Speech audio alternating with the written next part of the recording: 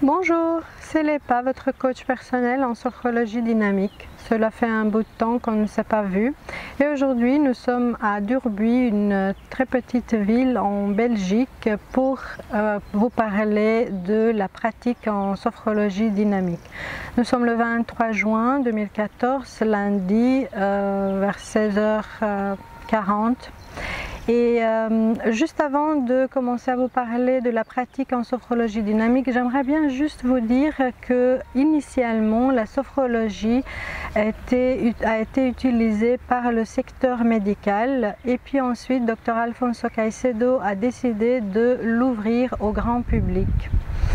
Et c'est comme ça qu'aujourd'hui nous pouvons tous pratiquer la sophrologie. Alors aujourd'hui, pour commencer à parler de la pratique en sophrologie dynamique, je vais vous dire qu'elle consiste en 3 parties. La première étant la mise en disponibilité qui se pratique en faisant quelques mouvements étirements libres au choix. Ensuite, il y a la toilette énergétique ou l'introspection dynamique, suivie par des exercices légers qui se pratiquent assis et debout.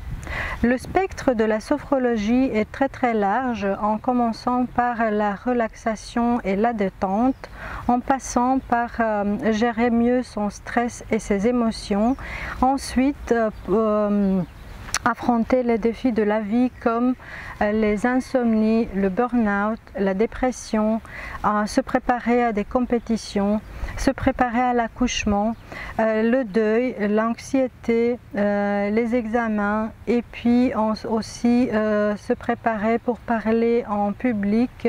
C'est intéressant pour les gens qui exercent des fonctions publiques comme des acteurs, des politiciens, etc.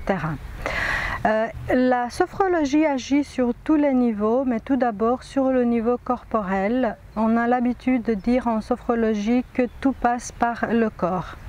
L'intérêt pratique de cette intelligence sensorielle est de mieux vivre dans son corps à tous les âges. Ensuite, on travaille sur les émotions et l'intérêt pratique de cette intelligence émotionnelle est de faire face aux événements de la vie.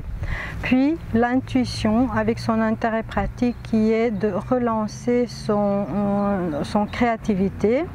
Puis le niveau relationnel qui fait partie du niveau 4, mais il est présent depuis tout le début. Et son intérêt pratique étant identifier et mettre en valeur les découvertes pertinentes pour soi. Et puis le niveau 5 qui est l'exploration de l'intelligence transcendante qui surgit et nourrit toutes les autres et permet le dépassement de soi. L'intérêt pratique de ce dernier niveau en sophrologie dynamique est le suivant: relativiser ce qui nous arrive dans la vie. Mes chers amis, ce sera tout pour aujourd'hui.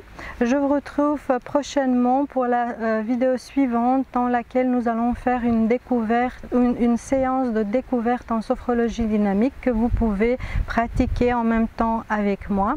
Entre-temps, portez-vous bien, profitez de ce beau temps et on se retrouve très bientôt. Au revoir, merci.